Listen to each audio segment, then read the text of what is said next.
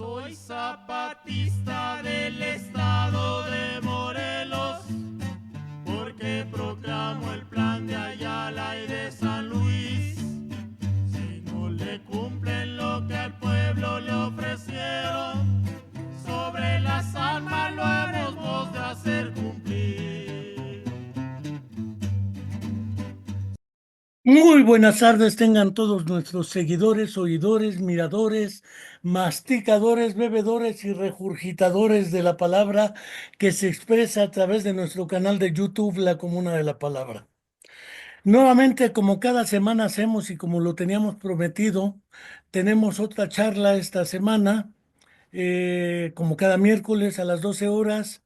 Y tenemos a un colega aquí junto a nosotros que solito se va a presentar, pero antes de que lo presente y nos diga todo lo que hace y de lo que vamos a hablar, no quiero dejar de recordar, como cada semana hacemos, que se ha cumplido una semana más, un mes más, se ha mantenido la deuda histórica que en campaña el entonces candidato a la presidencia de la República, Andrés Manuel López Obrador, se comprometió a entregarnos la verdad histórica sobre la desaparición forzada de los 43 jóvenes de la Escuela Normal Rural Raúl Isidro Burgos de Tixla de Ayotzinapa en Guerrero, y hasta la fecha ni la verdad histórica, ni la verdad a secas, ni la justicia, ni la situación que guarda la desaparición de los 43 jóvenes. Los familiares, algunos ya han muerto y no sabemos aún nada. Tampoco quiero dejar de señalar que, dada la alaraca que se da a través de las provocaciones que Donald Trump se avienta desde los USA para decir que va a hacer todo lo que dice que va a hacer, a ver si es cierto, eh, veremos que dentro de ello, de todas maneras, la deuda histórica de la que hablábamos sobre la desaparición de los 43 jóvenes de Ayotzinapa sigue pendiendo, y en consecuencia la presidenta Claudia Sheinbaum es ahora la responsable de entregarnos la verdad histórica, la justicia. Asimismo, no quiero dejar de enviar un fraterno saludo a Angélica Rodríguez Monroy, mamá de Viridiana Anaída, alumna de nuestra Facultad de Psicología, quien hace ya más de 10 años también fue desaparecida en contra de su voluntad, y como ella seguimos buscando y esperando porque viva la llevaron. Un abrazo fraterno, Angélica Rodríguez Monroy. Y el día de hoy vamos a hablar sobre los orígenes y el desarrollo de los movimientos insurgentes y guerrilleros para algunos en la región de Tolima, Colombia, con Juan José Cardona Valdés, un periodista independiente que además se ha metido en estas cosas de las ciencias llamadas ciencias cognitivas, que quién sabe con qué se coman las ciencias cognitivas. De ello no vamos a hablar. Vamos a hablar sobre los orígenes y el desarrollo de los movimientos insurgentes, movimientos armados en la región de Tolima, en Colombia. No quiero, antes de comenzar y que nuestro colega empiece, aparte de presentarse, cómo es que le sabe a esto si se ve tan joven, cuando estos movimientos son prácticamente después del triunfo de la Revolución Cubana en 1959-60, prácticamente, y la región de Tolima. ¿Por qué esa región? Esa región, ¿qué lugares implica? Eh, ¿Qué movimientos? ¿Qué personajes? Porque allá todos los, creo que Restrepos son por kilos, hasta gobernadores, presidentes ha habido, sacerdotes, Camilo Torres Restrepo creo que también era, Así es. Pastranas por kilogramos hay boteros, qué sé yo. Y cómo esto de los movimientos insurgentes se correlaciona en otro momento con los llamados cárteles de la droga, que ahora Donald Trump se dice que a todos los va a declarar terroristas. Puras alaracas que ya veremos, dijo un ciego. Por lo demás, pues te dejo la palabra para que nos expliques por qué la región de Tolima, qué es Tolima, porque según mi memoria desde el diario del Che en Bolivia y un poco antes, se imaginaron que iba a empezar por Bolivia y no por Colombia. Pero así es la historia. El ELN surge en Bolivia y de Ujú. ahí se va para Colombia, otro grupo, y mejor cierro mi boca, sino para qué te invitamos. Un gusto estar acá. Bueno, sí, ya como me presentabas, mi nombre es Juan José Cardona, soy de Colombia, nací en Bogotá, pero pues viví muchos años en la región del Tolima, en Ibagué más precisamente, en la capital, y pues, como muchos saben, eh, el Tolima fue el epicentro de los grandes movimientos insurgentes de Colombia, ¿no? Entonces, pues hoy vamos a charlar un poco sobre ese tema. Pero, pues hay una intuición y una historia que no es muy conocida. Y es que en el Tolima, en el norte, hay un pueblo que se llama el Líbano Tolima. Ese pueblo colinda con otras dos regiones, que es la región de Caldas y Risaralda. Digamos que es como un departamento limítrofe, Tolima, Risaralda y Caldas. Y en ese último, uno de los últimos pueblos hacia el norte, es el Líbano Tolima. Y hay una historia que cuenta un historiador que se llama Gonzalo Sánchez Gómez, un libro escrito que se llama Los bolcheviques del Líbano. Pues la primera insurgencia realmente fue en el Líbano, Tolima, en 1928, 32 años antes de la Revolución Cubana. Esto está datado a partir de investigaciones, obviamente pues de archivo, en las que Gonzalo Gómez recaba como organizaciones de artesanos, de zapateros en el Líbano, alentados por María Cano, que había hecho, que también es una, digamos, eh, portavoz importante de los movimientos socialistas en Colombia. Hay una universidad, María Cano, ¿no? María Que yo me Cano, acuerde, ajá, porque nos publicaron un libro ahí, exacto. por esto me acuerdo. Este, resulta que María Cano fue una persona que influyó mucho. Ella nace en Antioquia, pero hace unas correrías, digamos, por todo el país, alentando, digamos, a la conformación de sindicatos y movimientos sociales. Y una de esas visitas suyas fue en septiembre de 1927 a la región del Líbano, en el Tolima. Y de allí, pues, que empezaron, digamos, la conformación de ciertos colectivos y movimientos con corte socialista. Pero debido a que la región del Tolima es una región cafetera, por lo que les comento, primero por el tema de la migración, porque Tolima fue conformado por personas que venían de Antioquia, que es un departamento que está más hacia el norte. Muchas de estas personas venían realmente huyendo de la violencia política. Casi que la población de Colombia se dio de norte a sur. Las personas liberales que venían huyendo, digamos, de la represión conservadora y feudal son los que precisamente fundan el Líbano. Su fundador se llamaba Isidro Parra, era un antioqueño precisamente, y llega ahí también y trae el tema del café, ¿no? Una pregunta insulsa, Ujú. ¿por qué el nombre de región del Líbano? ¿Qué tiene que ver con el Oriente Medio?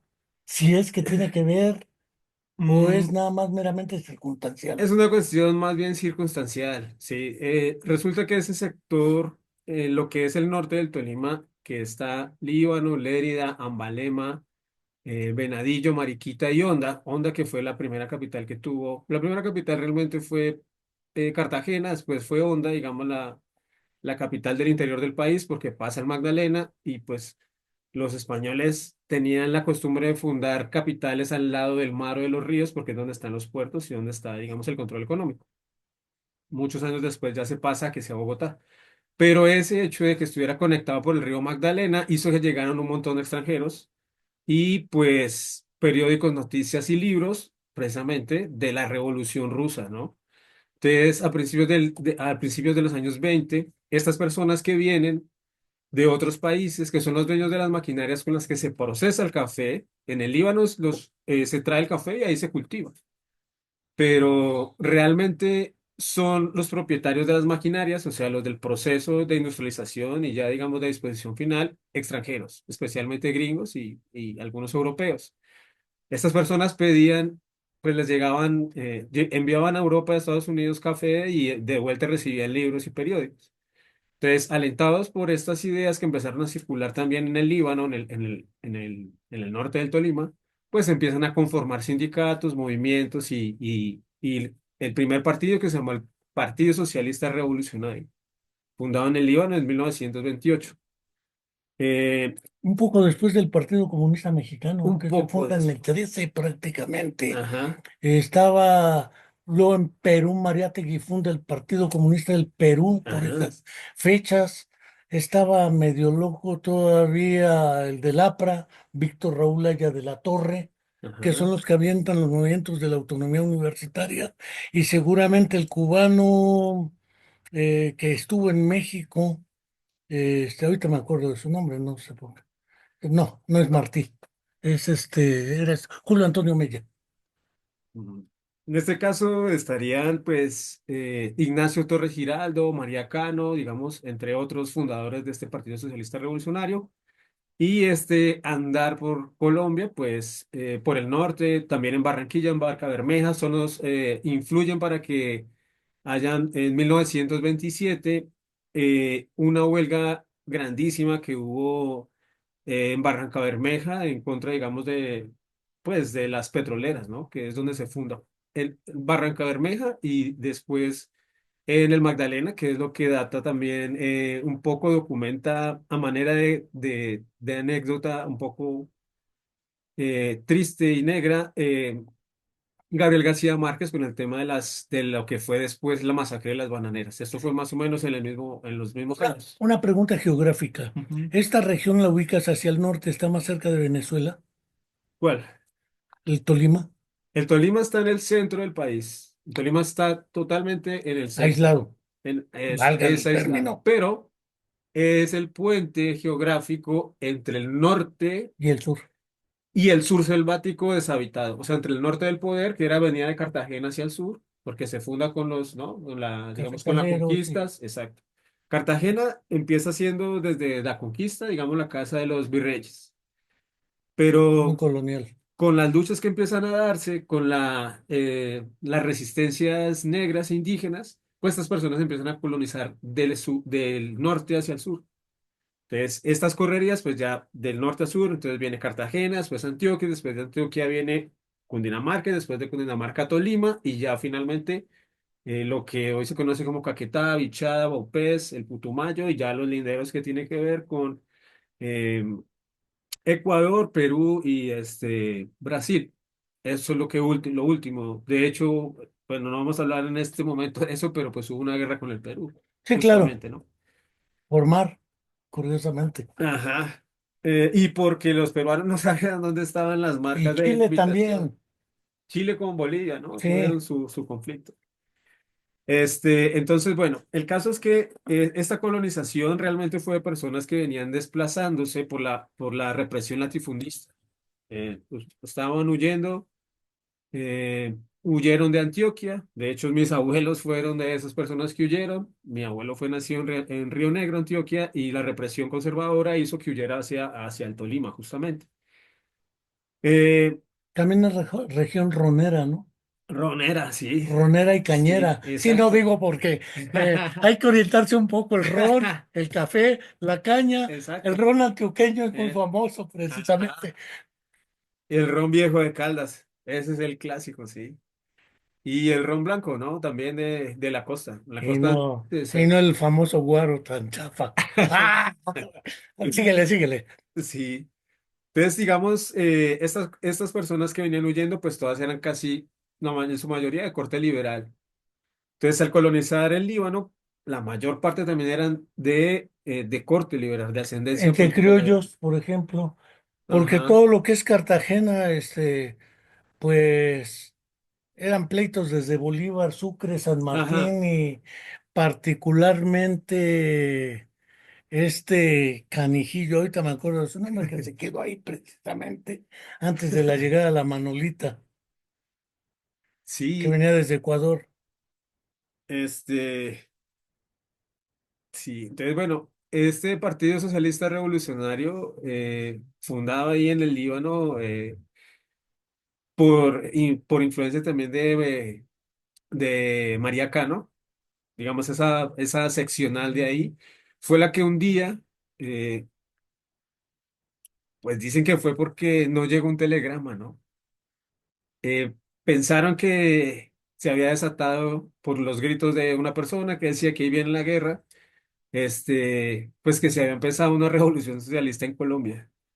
Entonces, lo que hicieron fue que se armaron con machetes, se armaron con lo que pudieron y bajaron a tomarse, digamos, de la parte montañosa del Líbano. El Líbano, pues de todas maneras queda en una cordillera, las personas de las fincas Estás bajaron a hablando de tomarse los el 20, poder. ¿no? Sí, finales de los 20. Porque, por ejemplo, acá el Partido Socialista del Sureste logró que ganara Felipe Carrillo Puerto la gubernatura de la hermana República de Yucatán. Y curiosamente, Stalin mandó como embajadora y representante a Alexandra Kollontai. Y curiosamente en Guerrero estaba el Partido Socialista de Guerrero que hubiera fundado aquel que, Escudero. Eh, Es que las épocas me parecen interesantes porque Escudero y Carrillo Puerto están en los primeros partidos socialistas, mientras el Partido Comunista venía por los otros lados, pero en Colombia también. Ajá, exacto. Sí, venía, digamos, como un momento de convergencia a nivel mundial, de hecho, ¿no? Influenciados obviamente por la Revolución Rusa, pero que en muchos casos parecerían como esfuerzos aislados, ¿no? Un poco muy sui generis, ¿no? La manera de conformar estas organizaciones y movimientos políticos. Mm, pues como era de esperarse, no llegó el telegrama que habían mandado desde Bogotá diciendo que se abortaba la operación, de que no había una toma del poder. En el Líbano no se enteran, los campesinos bajan y obviamente el plan era tomar. Los masacran. Hubo una represión brutal y los detienen y esto es lo que hace que pues se disuelva, digamos, esta primera organización que después en 1930 se retoma y fundan el Partido Comunista Colombiano. Pero pues digamos el primer conato quedó como en la historia, como diría acá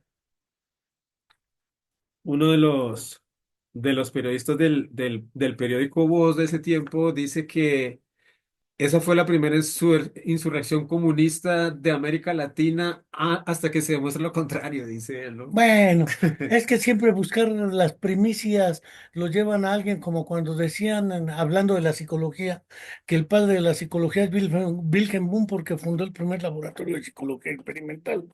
Aunque Sechenov algunos años antes hizo otros trabajos que Ajá. tienen que ver más con la psicología que los de Wundt.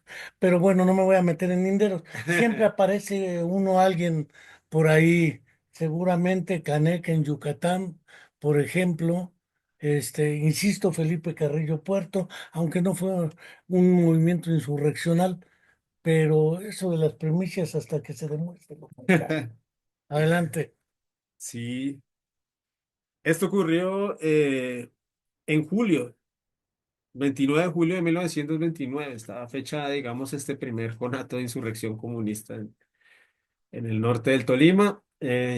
Pues fue aplastante, digamos, la represión del ejército y de la policía, que justamente pues en julio, que se conmemora el 20 de julio, que es el Día de la Independencia, pues estaban concentrados todos en Bogotá. Realmente hay una carretera muy cerca, digamos, que conduce de Bogotá hasta el norte del Tolima por la Dorada Caldas. Y pues llegar fue muy fácil, ¿no? A este sitio donde se estaba presentando este tipo de situaciones. Ya después de los bolcheviques del Líbano en los años 30 pues viene unas influencias, digamos, más en términos de lo que es la geopolítica, ¿no? Entonces ya viene la influencia de lo que fue, por un lado, digamos, la caída de la bolsa en los años 30 que genera una depresión económica, también afecta a Colombia, la influencia de Estados Unidos sobre las políticas de producción de caucho, petróleo y banano, ¿no? En Colombia.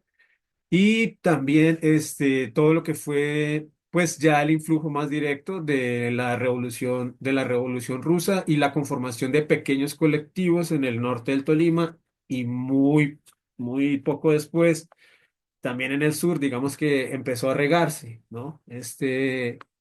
A colectivizarse la idea o a expandirse la idea, digamos, de que era necesario organizarse contra esas represiones y esos abusos de los latifundios en el norte del Tolima. Luego, pues llegan los años 40 y con los años 40 una época de hegemonía conservadora en Colombia, ¿no? Sobre todo en la época ya en el 46 de Mariano Ospina Pérez, que es un presidente colombiano conservador. Ospina, Mariano Ospina también los Pérez. Ospinas son como los Pérez acá. Abundan. Tuvieron presidente Ospina, ¿no? Mariano Ospina Pérez en 1946. Sí. Y Sí, hubo otro probablemente, otro Ospina, pero bueno. sí. En esta época, bueno, hay que hacer una acotación, digamos, cómo funcionaba la Constitución en ese momento y por qué el tema de la violencia, de las primeras violencias, como diría Orlando Falsborda, que fue uno de los fundadores de la Facultad de Sociología de la Universidad Nacional, historiador de la violencia, pues es el que crea los estudios en violentología en Colombia. Resulta que la Constitución de 1886 de Colombia permitía que cuando se elegía un presidente de la República, el presidente elegía a los gobernadores de los departamentos, todos del mismo partido, y los gobernadores elegían a los alcaldes de todas las ciudades y los municipios. Entonces, el hecho de que hubiera un presidente conservador significaba que toda la hegemonía de toda la parte política del gobierno estaba solamente del lado conservador. Y por vía electoral no había la posibilidad de un presidente de izquierda. No, porque no había, Entonces siempre fue conservador Colombia. siempre ha sido conservador. Entonces, los liberales que tenían más o menos influencias de algunas ideas y algunos conatos por el tema de la Revolución Francesa también y todo lo que se venía gestando, digamos, en América Latina y en Europa, que de hecho el que trae esas ideas es Simón Bolívar, con el tema del republicanismo y demás, pues fueron aplastados porque cuatrenio tras cuatrenio, pues eran elegidos conservadores. O sea, no había chance de que hubiera no había chance, no había chance, ¿sí?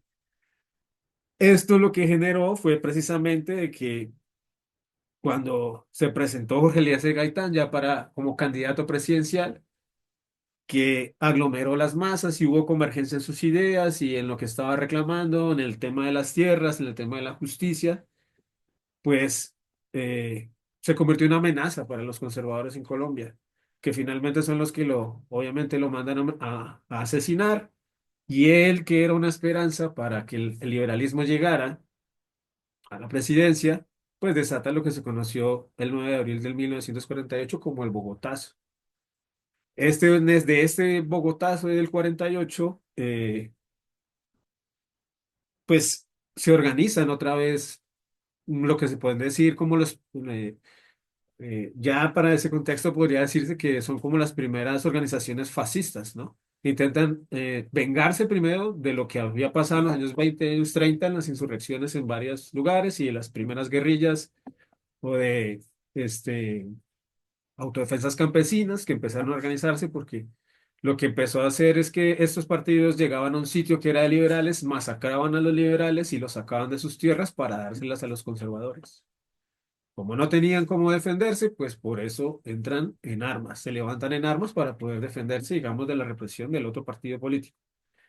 En este caso, cuando pasa eh, el asesinato de Jorge Eliezer Gaitán, pues ya lo que provoca, lo que genera es que eh, muchos de estos personajes, entre ellos, pues ya Manuel Marulanda Vélez, de Ceilán, del Valle del Cauca, Juan de la Cruz Varela, que era un liberal radical hasta en esos momentos en que empieza, digamos, este tema del asesinato de Jorge Eliezer Gaitán, y otro señor que se llamó Ciro Trujillo, que también fue uno de los conformadores de la insurgencia al sur de Tolima, pues convergen en un solo espacio.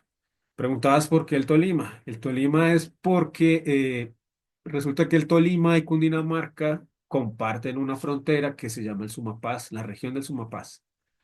En esa región del Sumapaz se concentraron hacia el sur, pues varias de las personas liberales que habían venido huyendo durante años de esta represión que venía de las colonizaciones y de los latifundios. Y porque en esa región del sur de Tolima había un primo de Pedro Antonio Marín, más conocido como Tiro Fijo, eh, Omar Ulanda, Manuel Marulanda Vélez, que tenía que ahora están pidiendo la libertad de Simón, que también es de esa época, ¿no? Decimo Trinidad es un poco después, pero sí, Manuel Marulanda Vélez o Pero fijo, pero Antonio Marín, más conocido como Tiro Fijo también en las guerrillas, tiene un primo que tiene una hacienda que se llama el Davis, que queda en Río Blanco, en Tolima. Y resulta que en esa hacienda empiezan a concentrarse todas las personas, todos los liberales radicales, a generar un comando en ese lugar. y supongo que pienso en los liberales como dirigentes, pero sin los campesinos y sin los cafetaleros, trabajadores, no los hacendados. Sin Exacto. ellos no había con qué levantarse. Digo, yo no me imagino, salvo grandes líderes que sí le entraban a los ramalazos, pero Sí, pienso en Mono Jojoy, aunque él llega más tarde. ajá. Sí, digamos que la guerra de guerrillas que se empezó a dar entre los años 50, entre los, digamos, entre los 40 y los 50, la forma de armarse que tenían estas pequeñas guerrillas que fueron llamados bandoleros en un principio y después se A conformaron, machetazo y lo que fueron recuperaban. emboscadas con explosivos en las carreteras a las patrullas del ejército y de la policía para robarles el armamento. Entonces, en principio eran El término creo emboscadas. que usaban era expropiar, ¿no? Si mi memoria no me traiciona, se llaman expropiaciones y Exacto. Recuperaciones. o recuperaciones. Joder, síguele. Sí, digamos, hacían una serie de estrategias militares por los caminos y los senderos por donde sabía que se iban a mover. Eh, Hacían escaramuzas que eran señuelos, realmente no pasaba nada, pero estaban esperando que reaccionara el Era ejército para táctica de guerra emboscarlos. de guerrillas. Exactamente. Y ya cuando los emboscaban con explosivos caseros y con machetes y esto, ya les sacaban unas armas que se llamaban carabinas M1. Ese es un clásico de las primeras armas que tuvieron y las pistolas y todo eso ya lo adquirieron del armamento del ejército en los años 40 y 50. Ya con este armamento empiezan a conformar cuadrillas ellos le llaman autodefensas campesinas. El mismo Manuel Marulanda eh, pues narra que fue necesario después en Ceilán, que es un pueblo que queda en el Valle del Cauca, pues el 9 de abril se sintió muy fuerte porque era un pueblo de mayoría liberal. Entonces, pues salieron a masacrar conservadores como nunca, ¿no? Entonces, la respuesta que ya fue la respuesta estatal a esta, digamos, reacción por la muerte de Jorge Eliezer Gaitán, pues hizo que muchas personas de ese pueblo huyeran, entre ellas Pedro Antonio Marín, que ya tenía información, ya tenía conocimiento de que, pues por su primo, eh, dueño del Davis de esta hacienda, pues que ya se estaban concentrando los liberales radicales para poder conformar, digamos, un nuevo comando unificado de personas que resistieran al Estado. Es curioso la historia de los nombres porque el primer nombre en Guerrero que utilizaron con Genaro fue las brigadas también de ajusticiamiento y con Lucio Cabañas. En Colombia utilizaron autodefensas, pero es curioso, a la hora de enfrentar la guerrilla, otra vez la derecha y el ejército crearon autodefensas Exacto. unificadas de Colombia, las Ajá, AUC. ajá. Entonces los nombres han ido de un lado a otro, pero originalmente fueron autodefensas, las que maneja Campesinos. Marulanda, Exacto. autodefensas campesinas que no llegaban a las grandes urbes, no llegaban a Medellín, no llegaban a... Ahí si acaso se hablaba es porque se pensaba, pues está bien lejos. Exacto. Sí, digamos que uno de los factores era la geografía, ¿no? El hecho de estar aislado, de estar en una cordillera, en un sitio remoto realmente de las montañas de Colombia, hacían primero que la conformación fuera muy fácil. Segundo, pues que no necesitaran o no sintieran en principio la necesidad de expandirse. porque realmente, digamos, estas resistencias eran muy locales, eran del pueblo, o sea, era la resistencia del pueblo. Las personas que se armaban en el pueblo siempre era para defenderse de los que venían de otros pueblos conservadores a hacer masacres en las noches, que es lo que a los primeros paramilitares les llamaban pájaros. Y a los que los acompañaban, que era una policía ultracatólica, era de un pueblo que se llama Chulavita, que es en Boyacá. Entonces resulta que lo que hacían era, en unas crónicas de Germán Castro Caicedo, él narra cómo el cura del pueblo en las confesiones, cuando las personas iban a confesarse, les preguntaban cuál era la afiliación política que tenía. Pero es curioso porque en Medellín es donde se funda lo que posteriormente se conoce, posterior al Concilio Vaticano II con Juan XXIII. Ujú. No es que sea yo muy católico, ¿verdad? Pero se crea en Medellín lo que es la cumbre de lo que posteriormente algunos llamaron la teología de la liberación. Ujú. Estaba don Sergio Méndez Arceo, estaba probablemente Helder Cámara de Brasil, estaba, no sé si Camilo Torres Restrepo, pero él estaba un poco marginal a esa cumbre de Medellín. Estaba probablemente Samuel Ruiz García de Chiapas, estaban los Cardenal, Fernando y Ernesto, estaba probablemente, había más gente, ¿no? Pero empiezan a plantear lo que se llamó la iglesia a favor de los pobres, una cosa así. Pero es curioso que también los dos polos se dan en Colombia. Ujú. Exacto. Sí, esta influencia es precisamente de esto de la teología de la liberación, ¿no? Este enfoque, digamos, que le da a la iglesia una reinterpretación del cristianismo hacia una justicia hacia los pobres, ¿no? Hacia los marginales, hacia cuál había sido el papel histórico, digamos, y político de Jesús en la historia cristiana. Y es lo que precisamente le da un nuevo enfoque y un aire para que se funden unos años después justamente pues el Ejército de Liberación Nacional, pero pues eso ya ocurre en Santander, en otras regiones de Colombia que tienen justamente un lindero que es con Venezuela, ¿no? Y es curioso porque Santander se separa de Bolívar. Él iba por lo suyo, Sí, pero bueno, él se queda precisamente en Santander. exactamente. Sí, ya en 1947, eh, un año antes de que asesinen a Jorge Eliezer Gaitán, estos primeros conatos se hacen llamar el Frente Democrático de Liberación Nacional, el que hace parte Manuel Marulanda Vélez en principio, y ya después, en los años siguientes, en los años 49 y 50, eh, pues cuando se consolida ya el conservadurismo, porque resulta que sale Mariano Espina Pérez y después de Mariano Espina Pérez sigue el famoso Leopardo, que es este Laureano Gómez, conocidos como el Cóndor o la Bestia, o bueno, tenía un montón digamos, de apodos pues porque realmente su plan era un programa de exterminio hacia los liberales. De hecho, en algunas partes, en algunos documentos lo relacionan incluso con la fundación en Bucaramanga del Partido Nazi Colombiano.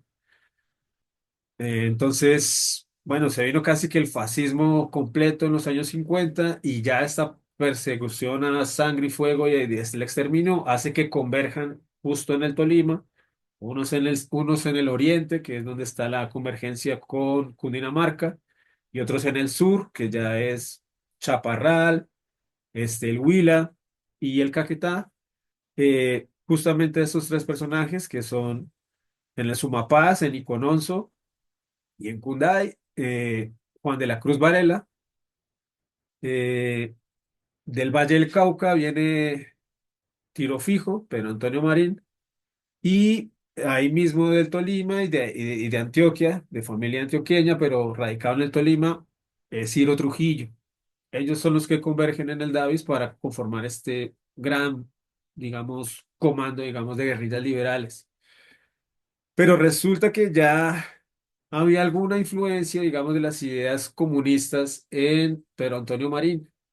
Y resulta que no se pudieron reconciliar con las guerrillas liberales, ¿sí? La guerrilla liberales tuvieron, digamos, dos tipos de movimientos, unos liberales radicales, que eran los que pertenecía, por ejemplo, Juan de la Cruz Varela, y unos que le llamaban los liberales limpios, ¿sí? Que eran más católicos, que eran más pro partido liberal burgués, y los otros que querían totalmente, digamos, una revolución, pero digamos, de un corte más reformista. Pues no hubo, digamos, convergencia en las ideas ni en las acciones que se planteaban los grupos de Pedro Antonio Marín y los grupos de los liberales limpios, y terminaron una guerra entre ellos. O sea, terminan ellos dividiéndose, separándose, y ahí es cuando dejan de estar en esa parte del Davis, eso es en Río Blanco, en el sur del Tolima, y van a colonizar otros lugares, y yendo a colonizar otros lugares es cuando se asientan ya en Marquetalia, que es una parte de Planadas, del municipio de Planadas, en la parte alta de la montaña, es una vereda, y pues allí se asientan y bueno, permanecen allí varios años hasta que en 1955 empieza una guerra nuevamente, ya con el apoyo de los Estados Unidos, que había empezado pues el tema de la Guerra Fría y la persecución al comunismo, y evitar ya ahora sí que eh, empezara como el contagio comunista en todo el mundo, ¿no? Eh, Muchos de estos personajes y de estas organizaciones se asentaron casi que en las zonas limítrofes de esta parte del sur de Colombia, en las que está el Tolima. Está el Huila. Hay una región que también es muy conocida, que se llama el Pato Guayabero, que fue uno de los sectores donde se asentaron las primeras insurgencias también de corte Hay, socialista. hay un hecho, no solo en la dimensión temporal, sino en la dimensión geográfica. Curiosamente, los primeros cárteles de la droga por los cuales se hizo famoso Colombia, además, este, es en la región, no del Tolima, es en Cali, Medellín, que los cárteles se asientan más urbanamente, por así decirlo, mientras que los movimientos insurgentes se asientan campiranamente, por decirlo así. Mientras uno es más campesino el movimiento de autodefensa originalmente, que es como empieza en Guerrero, la defensa de los copreros, en el caso del profesor Genaro Vázquez, y en muchos lados empieza por la defensa de la tierra y de la producción, mientras que la producción era hoja de coca, supongo, y opio, pero se dan geográfica y temporalmente en dos dimensiones distintas. Ajá, Pero lo que es el trasiego atraviesa todo Colombia. ajá. Bueno, en ese caso es porque eh, en realidad la hoja de coca viene de Bolivia y entra por la Amazonía colombiana. Eh, hay un narcotraficante, ahorita purga cadena perpetua En Estados en Unidos. Estados Unidos, que fue el que llevó esa hoja de coca a las selvas del sur donde estaban asentadas las guerrillas primero. El hecho de que esté urbanizado es porque en gran medida, en un principio, los industriales y algunos empresarios de la parte de Antioquia y del Valle del Cauca y de Pereira y de Manizales fueron los que incursionaron con dinero, y prestaron sus empresas para empezar A a ver, lavar el dinero. si lo vemos históricamente e Ajá, historiográficamente, son dos niveles de análisis. Las FARC son, en esencia, si lo vemos así, independientemente del nombre que asumiera, ¿sí? Desde autodefensas hasta movimiento de liberación o frente de liberación. La primera es las FARC, por así decirlo, y después el ELN. la primera grande que se supone que es el Frente Democrático de Liberación Nacional. el FDLN, Ajá, que está ahí Marulanda, exacto. Y ese ya se transforma después en FARC, que después de la Operación es Marquesal. cuando llega este canijo que ahora está en Estados Unidos y que siguen pidiendo Simón Trinidad. sí, Simón Trinidad, porque él era un pudiente, muchos eran La pudientes. mayoría. De hecho, digamos que ese es como la falacia que siempre se dice, porque lo que dice siempre la derecha es que las guerrillas en Colombia se conformaron para quitarle las cosas a a los terratenientes colombianos, cuando la cuestión fue exactamente al revés. Toda la familia de Manuel Marulanda Vélez eran finqueros y terratenientes y hacendados, pero eran liberales. Por Bolívar y todos ellos eran criollos, sí, Sí. eh, bueno, podemos ver la historia a lo largo del Ajá. devenir Entonces, y no el mismo fue. Engels era un empresario. Exacto. Pues en el tema, digamos, de los anarquistas, el mismo Kropotkin era una persona, digamos, de las jerarquías altas en Rusia y dejó todo por la revolución y por meterse al tema del anarquismo. O sea, la cuestión no era el dinero, nunca fue el dinero, la cuestión eran las cuestiones ideológicas y de hacer trascender la humanidad a otro estadio. Pero la propaganda dice que las guerrillas se conformaron para robarle la tierra a los ricos, cuando los ricos eran los que venían quitándole las tierras a los liberales, precisamente. Es más o menos lo que está pasando ahora en Palestina, ¿no? Lo que hacen los israelíes con los palestinos, buenas tardes, de masacrarlos para quitarles lo que tienen. Pero en realidad, la familia de Tiro Fijo era una familia de gente que tenía dinero y no necesitaba robarse nada. Pero necesitaban defenderse del otro partido político que venía a masacrarlos y que Y no tenía Simón chance. Trinidad tampoco. Ninguno, ninguno de ellos lo hacía por ese tipo de cosas, ¿no? Entonces, eh, se llama Carlos Leder, el narco. Carlos Leder está ya purgando 100 años de, pues, cadena perpetua en Estados Unidos, que fue el que introdujo la hoja de coca por Bolivia, fue el que primero llevó la hoja de coca e instaló los laboratorios en el sur de Colombia, en la parte del Caquetá, que es donde queda se llaman Las Damas y los Llanos del Yarí, bueno, varios sectores de ahí del Caquetá, que es donde se instalan precisamente los laboratorios de droga. Primero los laboratorios y después los cultivos. Cultivos no había. Como en Bolivia es, por el tema indígena, es legal el cultivo de la hoja de coca, porque allá no lo querían para hacer cocaína. Campo de Chacchar. Exacto. Para el mambe, que eso de otra manera se comparte con muchos grupos indígenas de Sudamérica. Los laboratorios se crean ahí, ¿no? Y es donde está la guerrilla. Pero digamos se generan corredores para sacar ya después Sí, la porque si no, ¿cómo droga. la sacas? Ahí es donde entra en juego el tema de lo que dice el Valle del Cauca, porque como el Valle del Cauca tiene el mar por el Pacífico y el Chocó, entonces son las rutas de la salida de la selva. Pero entonces regresando al Tolima, Ajá, que es en medio, es como una isla, ajá, cafetalera, ajá. cañera, Ujú. ronera, eh, no sé qué otras cosas se produzcan, Frijol, opio, maíz, frijol, papa, maíz, papa, tomate, ajá, etcétera.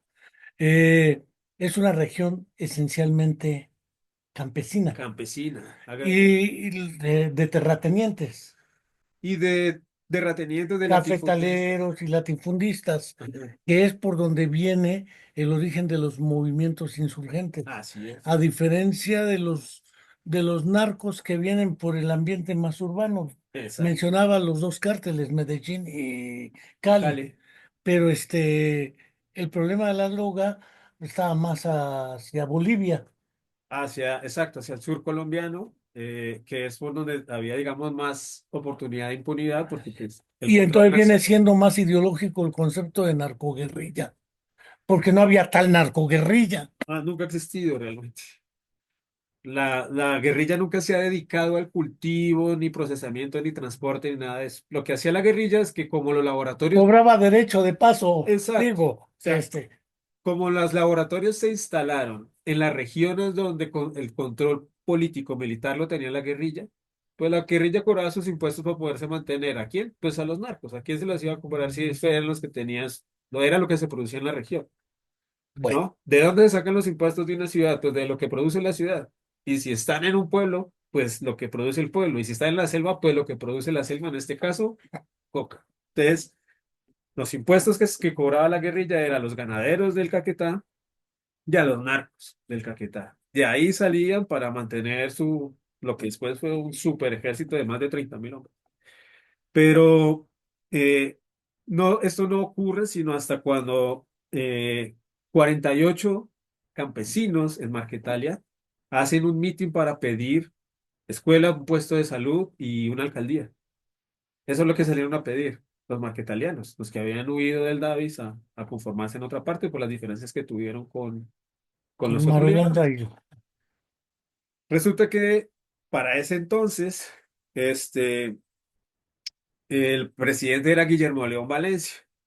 Guillermo León Valencia, la respuesta a estos 48 campesinos fue mandar 16.000 soldados, pues sí, aviones y helicópteros a exterminar lo que ya en esos tiempos se hablaba en los pasillos conservadores de las repúblicas independientes, que eran los sectores de la selva y de la montaña controlados por estas insurgencias campesinas y por estos pequeños movimientos que se estaban defendiendo de la represión latifundista y conservadora. Pues resulta que fue un descalabro monumental. El ejército perdió más de 1.000 hombres y de los 48 hombres solamente murió un indígena que murió desnucado porque un bulto le cayó encima haciendo una trinchera. Pero a partir de ahí, de ese momento, ellos dejan de ser una guerrilla, de estar en un solo lugar, de estar en Marquetalia, y se conforman como las Fuerzas Armadas Revolucionarias de Colombia, comandadas por Tiro Fijo. es que era pasar de una guerra de posiciones a una guerra de guerrillas, porque Exacto. objetivamente en posiciones, ¿cómo defiendes el lugar contra 16.000? No hay Ajá. modo. Simplemente la geografía no lo permitía. Eso fue lo que, digamos, el blindaje que tuvieron para que no pudiera haber una incursión y que arrasaran con esas personas. Y la distancia que hay entre las casas, una zona muy montañosa, en un sector muy alto y que queda, o sea, por allá no, es muy remoto, es un lugar realmente que es muy remoto, digamos, de la zona urbana, que es Planadas, que es como la ciudad grande, sigue un pueblo que se llama Gaitania, y de Gaitania hasta Marquetalia son puras carreteras de terracería como unas 6 horas, y después de ahí hay que caminar otras 6 horas para poder llegar a Marquetalia, o sea, carreteras no hay para llegar hasta allí. En la actualidad, En la actualidad no existe. pues en esa Entonces, época menos. menos. O sea, no había manera de que ellos, de que el ejército pudiera controlar y conocer mejor el sector. Estamos hablando ya como del 62, 64. Ya eso fue en 1964, cuando se conforman las FARC, ya pasan de ser un frente de los años 50, de estar casi una década ahí conformados, como un frente de liberación nacional, con algunas convergencias liberales radicales, y ya se conforman con una línea marxista, leninista, como Fuerzas Armadas Revolucionarias de Colombia. Y entonces el plan ya cambia de ser estáticos, de estar en Marquetalia solamente, pues empezar a cooptar otros pueblos, a ocupar otros pueblos, a tener más posiciones, a abrir pequeñas cuadrillas, de cuadrillas a bloques y de bloques a frentes, y Pues empieza un acabaron en un crecimiento exponencial. ejército casi de 30.000, ¿no? 30.000, más o menos 35.000 en armas y 6.000 milicianos. Es decir, y quien armó el ejército fue Estados Unidos, indudablemente. Al ejército colombiano lo armó ahí, pero como estamos hablando que también fue en el tema de la Guerra Fría, esa, digamos, disposición política también, ese alineamiento político también generó que hubiera ayudas militares por parte de la Unión Soviética, Sí, de llegaban a suministros. CAS, Acá cuarenta y por un siete lado el grupo y camperos, el otro, comidas, vodka, y los comida, otros sí, FAL, FAL, ajá. Y ya pues M16 y otras armas otras de fabricación israelí como los el Galil. Galil, exacto, otros tipos de fusiles. Y pues, de todas maneras, la CIA está también documentado eso, pues la CIA por Perú también le vendía fusiles a la insurgencia, ¿no? Fusiles gringos a la insurgencia. Empezó el negocio de las armas, o sea, los gringos siempre tenían el negocio de las armas. Sin guerras no sobrevive el capitalismo. La guerra Sí, la sí, necesitan ellos. Si no, exacto, ¿cómo venden? exacto.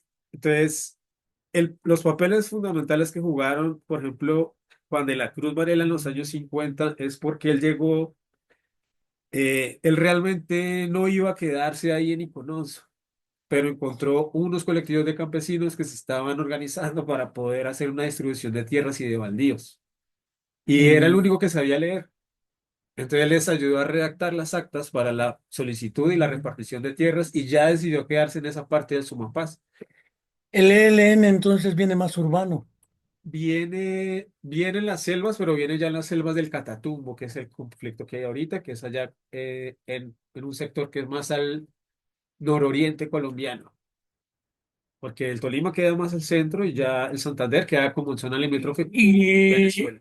el origen de tu presidente en turno, Ah, el ok. M-19 todavía es posterior, ¿no? Ese es de los Es 70. posterior, de 1970 justo, 19 de abril de Más o menos 1970. me oriento en la historia, pero Sí, eso se da justo porque, bueno, en 1953 hay un golpe de Estado que es el que le da Rojas Pinilla a Laureano Gómez y lo saca del poder porque quiere hacer un frente, este, es la época de Turbay Ayala, ¿no? Si mi memoria no me falla. Turbay, viene después, poco, sí. Él lo que quiere hacer es un frente único, el Frente Nacional. Crea un frente nacional, se inventan unas políticas de pacificación para acabar la guerra entre liberales y conservadores, tumba a Laureano Gómez y dura hasta 1958. En 1970 es porque Laureano Gómez ya se presenta como civil a las elecciones y le roban las elecciones, ¿no? Entonces, la bandera del M-19 es roja, blanca y azul porque es rojo y azul, que son los partidos liberal y conservador, y la bandera de la paz, que es la bandera blanca. Por eso son los colores de esa bandera. Y al robarle, y justamente iba por la línea de Rojas Pinilla. Ellos querían que quedara Rojas Pinilla presidente y le roban la selección. Ahí sí que anochece y no amanece, ¿no? El domingo había ganado Rojas Pinilla y al lunes, en el supuesto reconteo, había ganado el otro candidato que era Como conservador. acá, se cae el sistema y no ganó Cuauhtémoc Cárdenas, ganó Salinas. Ajá. Se vuelve a caer el sistema y resulta que por unos 100 votos, no, una cantidad de votos de un punto porcentual, le gana menos, le gana el comandante Borolas Andrés Manuel López Obrador. Es decir, la técnica del fraude. Sí, pues del control, ¿no? De las instituciones electorales. Hace un fraude y resultado, digamos, de este fraude, se conforma el movimiento 19 de abril, el M-19, que era pues realmente personas de una clase alta también, burguesa, Y que no citadina. era de los grandes dirigentes tu presidente, aunque se No, ostente como tal. Que yo me no, acuerdo realmente eran no. otros. No, pues estaba Jaime Bateman Cayón, que fue uno de los fundadores, Bateman, estaba Carlos Pizarro León Carlos Gómez. Pizarro. No vamos hasta tu presidente dice que Claudia era militante del M-19, pues No, que los no, apoya. no es cierto. Claudia Sheinbaum, claro que no, pues sí, la conozco desde que era estudiante, pero entonces, no, la solidaridad también siempre ha sido, pero si pudiéramos tratar de sintetizar algunas ideas. Los movimientos insurgentes, no solo en Colombia, en prácticamente América Latina, obedecen su existencia a las condiciones propias Materiales de de la cada país. región y no a que venga impuesto desde fuera para asaltar a los ricos, como dice Salinas Pliego, porque él heredó todo además, Ajá, desde Salinas y Rocha.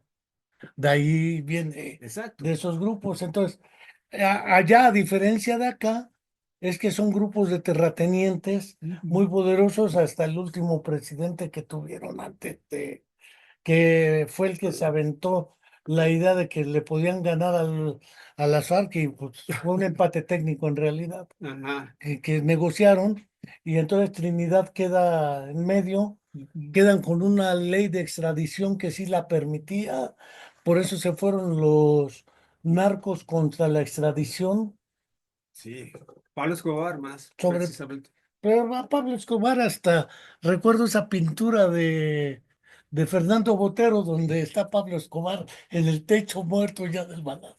Ah, Ajá. Botero era un genio, ha sido un genio para retratar toda esa historia interna también, pero en el fondo es una historia que no surge con la Guerra Fría. En realidad un conjunto de condiciones internas más ancestral es lo que le da sentido a esto.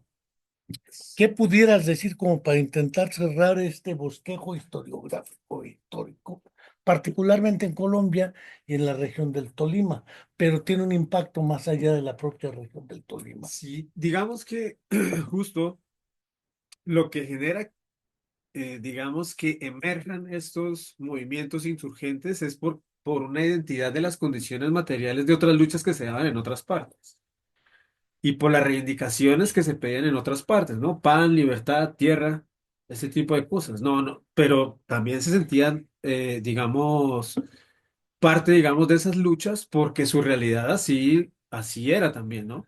El tema salarial, o sea, las huelgas que hubo, la que retrata justamente Gabriel García Márquez es contra la Chiquita Brands, ¿sí? 1928. Murieron más de 1.000 personas en el mismo informe entregado por la Chiquita Brands de ese tiempo, que era la United Fruit Company. Murieron más de 1.000 personas en esa represión de esa huelga, y era una huelga por mejoras salariales. Era una huelga porque a las personas que trabajaban en esas bananeras, a las mujeres se les obligaba a trabajar gratis, a producir, a cocinar para más de 35.000 trabajadores sin derecho a un salario. Esas eran las razones de las huelgas. Y esas otras cosas también se venían peleando en otras partes del mundo. Cuando llegan los periódicos, precisamente porque los gringos y las personas que venían de otros países tenían acceso a este tipo, digamos, de información que venían de otros países, pues los sindicatos se dan cuenta de que de cómo se está peleando en otras partes esas reivindicaciones y toman, digamos, eh, esas mismas líneas políticas, esas mismas reivindicaciones y propias, ¿no? Pero Son me propias. parece curioso porque, por ejemplo, Carlos Guzmán Bocler en Guatemala, cuando explica los orígenes del movimiento insurgente en Guatemala, lo ubica con los indígenas. Guatemala es un país indígena, Bolivia es un país indígena, Perú es un país indígena. Y claro, Mariátegui dice, por si le hacemos caso de que viene feudalismo, esclavismo, capitalismo y que la clase obrera, pues ¿dónde están los obreros en Colombia? Petróleo, no había tanto como en Venezuela. Mencionaste el petróleo, pero supongo que era más el café y otras cuestiones como el oro. Mm, La cuestión de la minería estaban a cargo, digamos, de transnacionales, ¿no? Entonces, la Tropical Oil Company, que estaban en Barranca Bermeja, que fue de las primeras huelgas fuertes que hubo digamos, del sector industrial, fue una de las El que... sector primario, porque en realidad era Ajá, industria extractiva. exacto. Pero, por ejemplo, María Cano tuvo influencia en esa conformación y era ella la que venía leída, formada y, digamos, con esta línea que fue la que influyó en que se Es que tomara yo no me sabía eso de María Cano. Yo María Cano. porque la rectora de la María Cano me invitó a escribir un capítulo del libro sobre La Virgen Roja. inclusión educativa en México. Entonces le mandé el capítulo y se publicó ahí por la Universidad María Cano. María Y yo, Cano es a mí me conocida, sorprendió quién es María Cano, pero mi la Virgen ignorancia es Roja, vasta. La la Virgen flor del Roja. trabajo, conocida. Mira, La cuánta Virgen Roja. ignorancia cabe en uno. Sí, la Virgen Roja era conocida porque era, digamos, la que empezó a hacer ese tipo de formación en los sindicatos y fue la que les dio, digamos, el impulso discursivo y las bases políticas de las reivindicaciones de esos momentos por mejores salarios, por condiciones dignas. Nada más por saberlo, esa María Cano era hija de una madre soltera, No. anarquista. Es que hay otra Virgen Roja Ah, que también fue famosísima por su carácter sustancialmente anarquista uh, en España ok. durante la Guerra Civil Española. No, esta era hija de paisas, de antioqueños, Ah, de mira, familia hija de antioqueña. paisas. Sí, era antioqueña. Y Marulanda era del Del campo, Valle, del del valle. Valle del Cauca, de L- Ceilán, Valle. Y Trinidad, Simón Trinidad, Simón aunque tampoco se Trinidad. llama Simón Trinidad. No, ese es un nombre de guerra. Sí, Sí, los nombres de guerra. sí, no, no sé, no, la verdad no. Quedé Bueno, viendo esa. como verás, nos has dado hoy todo un gran paseo por toda esta historiografía de condiciones y movimientos. ¿Qué más quisieras decir para cerrar esto? Ya llevamos una hora. A ver, no, no sé. ¿Qué me habrá quedado faltando? Bueno, digamos que ya la última etapa, ¿no? En la que entran las FARC como en la escena política, en los años 60, 70 y ya 80, ¿no? Ya sería material para otro momento Para de la otra historia. charla. Pero digamos que después de esa conformación de las FARC eh, como guerrilla leninista, Pero ya marxista, negoció finalmente una parte, porque la otra parte es otra historia. La sí, del ciego que no aceptó y toda esa historia que está todavía ahí guardada. sí, vino ya, digamos, una época, digamos, de convergencia de esos movimientos, ¿no? Que se crea la coordinadora Simón Bolívar, que es donde converge el M-19, el EPL, el ELN y las FARC. Y ya, digamos, hacen una colectividad, ya para los años 80 pues conforman un partido político, piden participación política, obviamente hay un montón de represión, no será sino hasta los años 90 que con el cambio de la Constitución, que hay una apertura democrática en 1991 donde queda anulada esta del 86 donde con la elección del presidente quedan elegidos todos del mismo No, pues partido, el presidente elegía a a todos los todos. gobernadores Exacto. y Y estos a su vez a a los todos alcaldes. los... No, está canijo. Y por lo general los alcaldes y los gobernadores, ese es otro detalle que es importante, eran militares. Entonces no había manera de escapar. Ya participa con un partido político que se llama la Unión Patriótica. Y lo podríamos dejar hasta ahí ya, hasta los 90. Pues yo no puedo decir más que gracias por Ah, toda un gusto. esta historia, que es Colombia, pero es más que Colombia. Este, porque por ahí también trataron de llegarle a Venezuela, Ajá. también tengamos claro las fronteras, Bolivia por el otro Por el lado, sur. Ajá. este, incluso Brasil, pues un poquito más allá.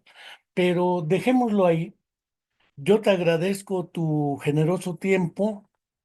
Sé que eres periodista independiente, eres maestro en ciencias cognitivas. El otro individuo también y aquel individuo que está allá quiere serlo. Viene desde Colombia también. Ah, Entonces listo. quiere ser maestro en ciencias cognitivas. Estuvo en el diplomado donde estuvimos. No sé qué les da por esas barbaridades. Teniendo historia y cosas, no sé por qué les da esa barbaridad de la ciencia cognitiva. Y además viene de filosofía el malevo. Este, eh, no quiero dejar de agradecer a nuestros seguidores, agradecerte el tiempo, la experiencia y seguir invitando a suscribirse a nuestro canal de YouTube, La Comuna de la Palabra. La próxima semana tendremos otro programa, ahora dedicado a la enseñanza de la música a personas mayores. Una de ciencias cognitivas también. Alguienes que andan en ciencias cognitivas, música y rehabilitación y Mm. demenciación y toda esa historia. Lo dejo por lo pronto ahí. Seguimos invitando a suscribirse a nuestro canal de YouTube, La Comuna de la Palabra, y muy próximamente a acercarse a nuestra página www, etcétera, La Comuna de la Palabra, ya lo anunciaremos, donde podrán descargar nuestros libros con una cooperación insignificante para seguir trabajando. Trabajamos sin fines de lucro. Muchas gracias y hasta la próxima.